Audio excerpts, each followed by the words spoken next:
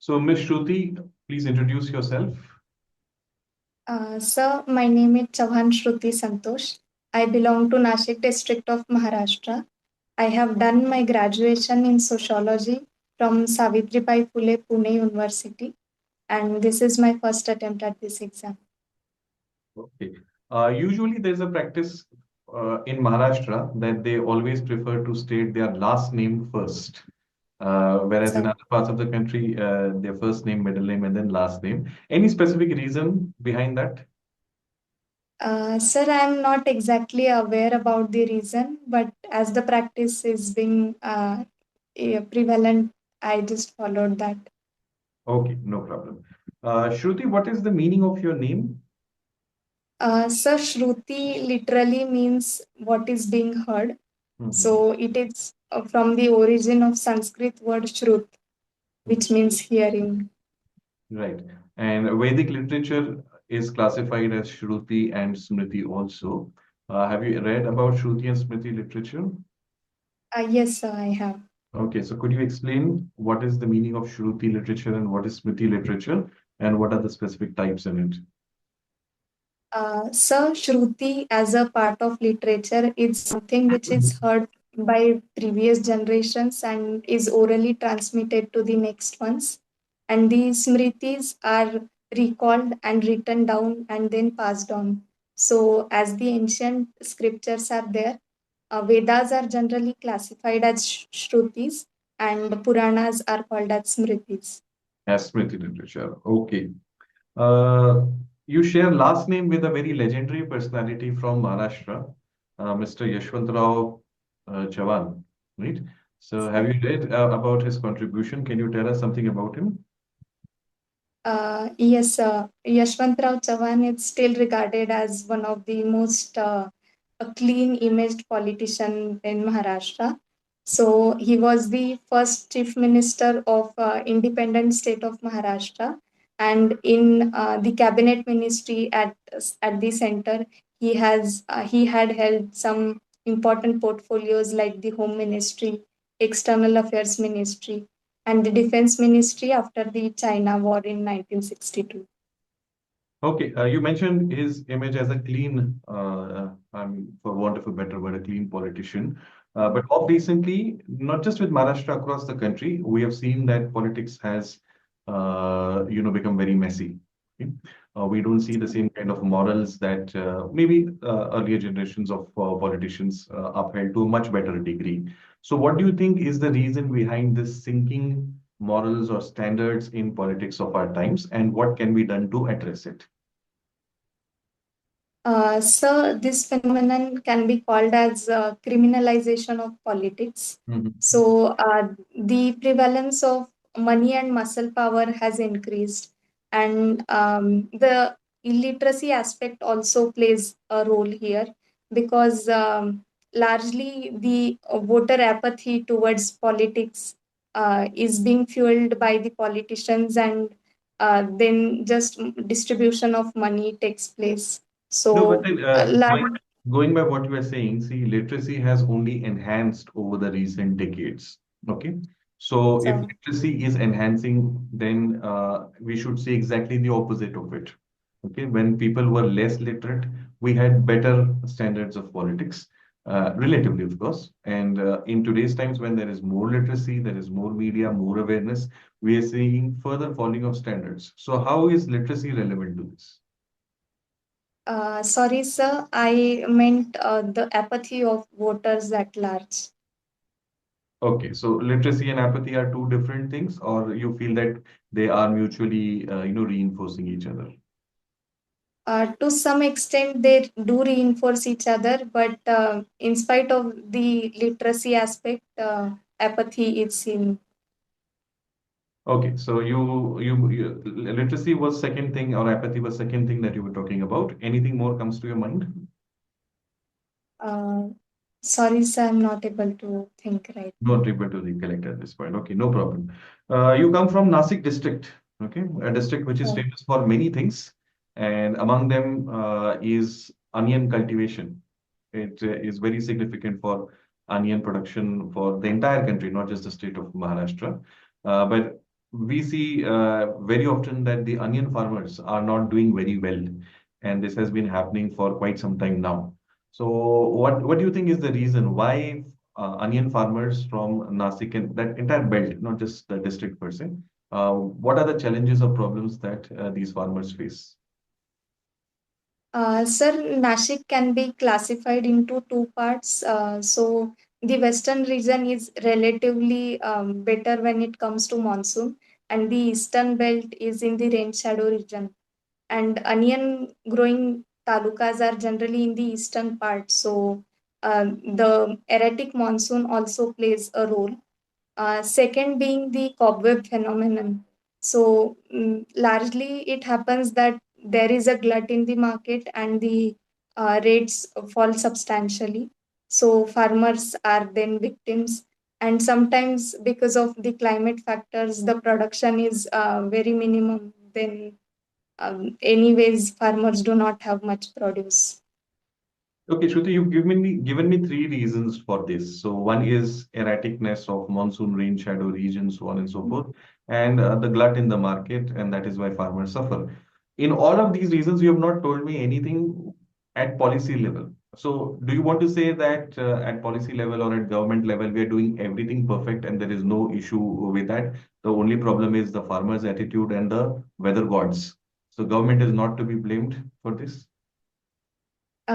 Sorry, sir, I forgot to mention that Mhm. the fertilization happening in the APMCs is also responsible, with inequalities rising in the farmers, with the top farmers sort of appropriating the benefits, and the marginal farmers are then at loss. So, Okay, so cartelization is another important reason you feel.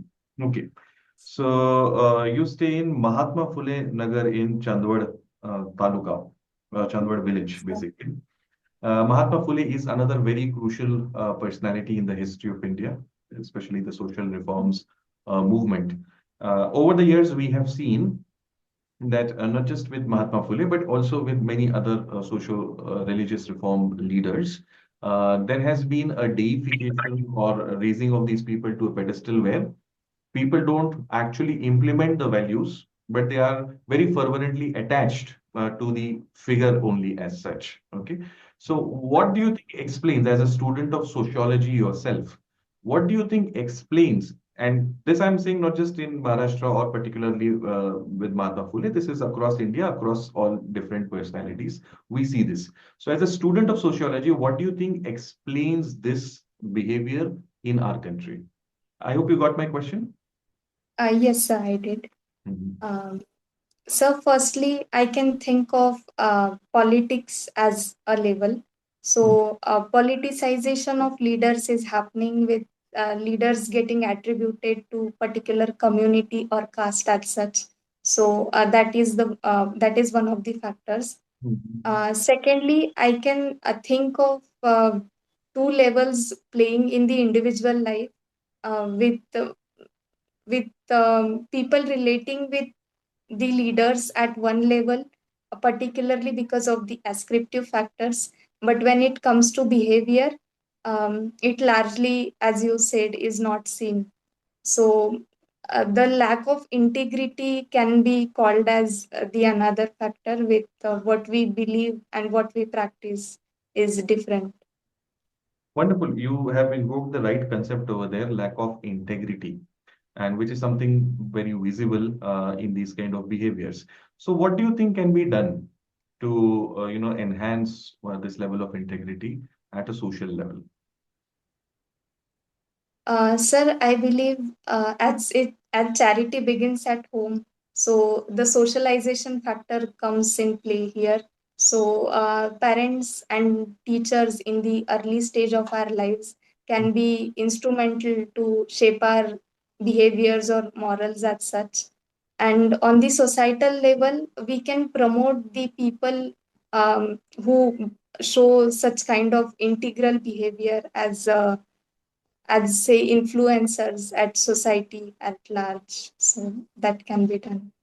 Okay, if we compare the Indian society with the Western society, Don't you think that the levels of integrity is higher in Western society as compared to our society? Of course, there will be exceptions.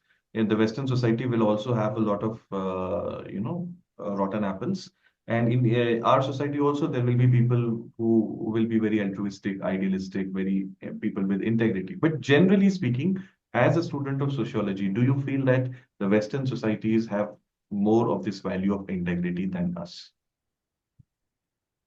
Sorry, sir, I'll have to read more about it. But I cannot think of the fact that India at large is lacking integrity. We do have people, although exceptions are always there, but I'll have to read more about that. Okay. Since you come from Maharashtra and you have opted for sociology in your graduation as well as with civil services, can you tell me the contribution of Professor D.N. Dhanagre in sociology, in the field of sociology? Uh, yes, sir. So, Professor D.N. Dhanagre has largely contributed to the sociology of agrarian classes. As far as I can recall, he has given a classification structure of the classes engaged in agriculture. And sorry, sir, I'm not able to recall at this moment. Okay, no problem. Can you, in very simple terms, explain the dialectical materialism that Marx talks about? Yes, sir, I'll try. Okay. So Karl Marx has classified forces of production and relations of production, with Mhm. forces having material aspects and relations being the society at large. So he argues that forces of production goes on progressing. For instance, initially there was land as a capital, then now we have, say, industries or entrepreneurship as a capital. So it progresses, but relations at large remain at the back foot. So when there arises a new class which opposes the entrenched class, there involves dialectics, and the opposing classes then reflect change in society at large, and there is a change in the stage uh, among the five stages mentioned by Marx. What is meant by this word dialectics? So, dialectics involves initially a thesis and then opposing antithesis, and because of the conflict between the two, what can be called as dialectics arises. Okay. So personally, have you ever in your life experienced anything of this sort where you felt that in life also, we experience dialectics? Anything that you in your personal life have experienced? So, may I take a moment to Yeah, think? please. Yes. Yes, I can think of. So, in my initial phase of schooling, I was a little introvert and generally did not interact with boys, with a notion in my mind that boys generally are brat, or it's good if I stay away from them. But as I grew up, I did have some good male friends, and then this sort of became antithesis to what I thought. And I do share a good rapport with my male friends now. So that's a synthesis. Okay. You have studied at Sri Neminath Jain High School, right? So, So, can you tell me the reason why Buddhism became extremely popular, whereas Jainism had a limited following? Post Buddha Mahavir, that phase, we see that Buddhism becomes very popular, whereas Jainism has limited reach. But Buddhism almost kind of, extinct won't be the right word, but then it lost that mass appeal or followership, whereas Jainism, it continued. Okay. So, what so do you think explains this contradiction? On one side, you have Buddhism, which becomes way more popular than Jainism, but it also loses steam later on, whereas Jainism, not that popular, but the continuity, could be seen. So, as again a student of sociology, what do you think could be the reasons behind this? Sir, in the initial phase, Buddhism was more simplistic and more appealing to masses because Jainism had some very strict rituals to be followed. For instance, the policy of non-violence was so exaggerated at a stage that even killing of insects in agriculture was prohibited. So the agrarian class did not find appeal in Jainism. The same goes for other policies too, with Jainism being more stricter than Buddhism. And when it comes to the later phase, Buddhism, when the Mahayana phase of Buddhism came to prominence, it actually lost the very purpose for which Buddhism was brought in by Gautam Buddha. So it became more like a Brahmanical form, and then masses did not find much difference in, say, Brahmanical Hinduism and Buddhism. Unlike that, Jainism continued its policies, so it still holds more roots than Buddhism. Okay, have you heard of Sayadvad and Anekantavad concepts in Jainism? Yes, I vaguely remember. Okay, could you explain the basic ideas and the difference between the two? I am not exactly able to recall the difference, Mhm. but Anekantvad, as a philosophy, I think that Jainism, Anekantvad promotes that there is no one specific truth as such, and there are perceptions of a thing as it is looked differently by different people. Okay, that is Anekantavad. Sayadvad, you are not able to reconnect exactly. So, Okay. You've studied at KTHM College, famous college in Nasik, known after some personalities. Could you tell the role or contribution of these people? yes, sir. KTHM College is named after the great personalities like Rao Sahib Thorat, Bhau Sahib Hire, and Anna Sahib Murkute. So, in the pre-independence era, they were sort of motivated by the works done by Mahatma Phule and Shahu Maharaj of Kolhapur, and with the motto of Bahujan Hitai, Bahujan Sukhai, they promoted education, particularly in the Nashik district, with the Maratha Vidya Prasarak Samaj as an institution taking a form, which is now the second largest educational institution in Maharashtra. Okay. In Maharashtra, we have these two important seats, which kind of claim the legacy of Chhatrapati Shivaji Maharaj. One is So, the Gadi of Kolhapur, and another one is that of Satara. yeah. What were the historical factors that led to this schism between Kolhapur and a separate Gadi at Satara? Have you read about it? Yes, sir. So, after the demise of Chhatrapati Sambhaji Maharaj, his child Shahu Maharaj was kept in the captivity by Aurangzeb, and later on he was released. So during his absence, Maratha as empire was handled by Tara Rani and Rajaram Maharaj. So when Shahu Maharaj became free, there was clash between the two, with Shahu Maharaj claiming Satara as a seat, if I'm not wrong, and Tarabai being at Kolhapur. Okay. You have been your school topper, you have been your college topper, you have also got the prestigious MTSC scholarship with a very good rank also. Why did you then, after 12th, suddenly shift to arts, 12th science, and then you shifted to arts?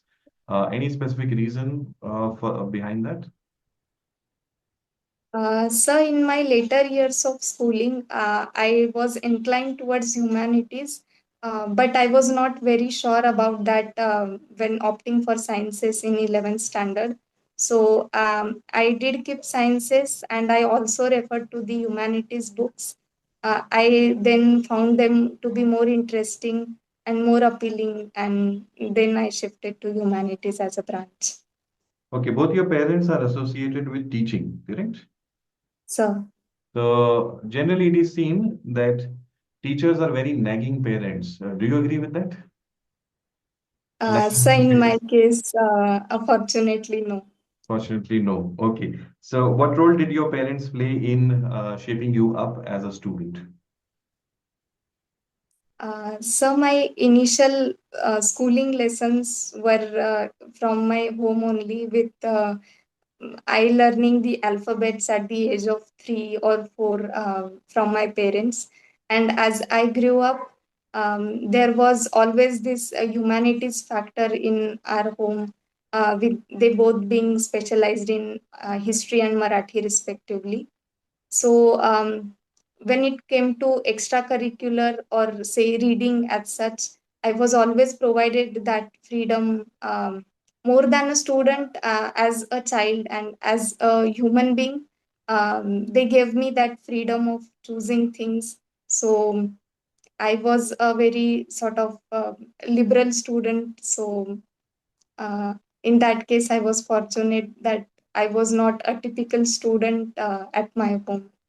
Okay, that's good. The government is in the process of implementing the new education policy. I'm sure you must have read about it. In your view, what are the three most important changes that will be brought about with the implementation of this policy? Changes that will have very long-term impact. I want you to consider, the things that you have read about NEP, and then tell me the three important ones and reasons behind that, why these three will be the most significant in your view. So, so firstly, I can think of the multilingual formula with uh, children, students till class 5 being made the mother tongue compulsory as one of the languages.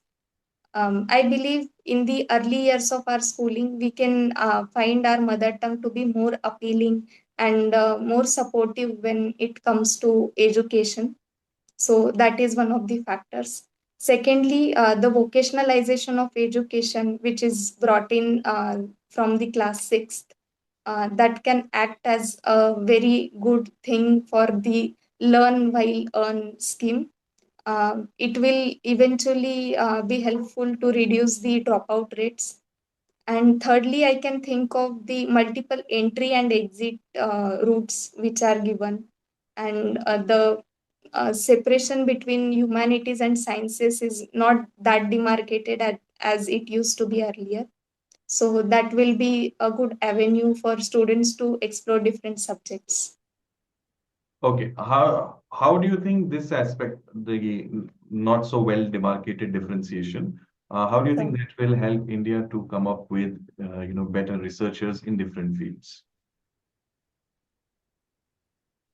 Sir, our previous scheme, which usually demarcated a clear-cut separation, uh, generally prevented students from exploring into various fields. So, for instance, one who is in sciences generally had this tendency of having the natural sciences subjects, which are not so interesting at times.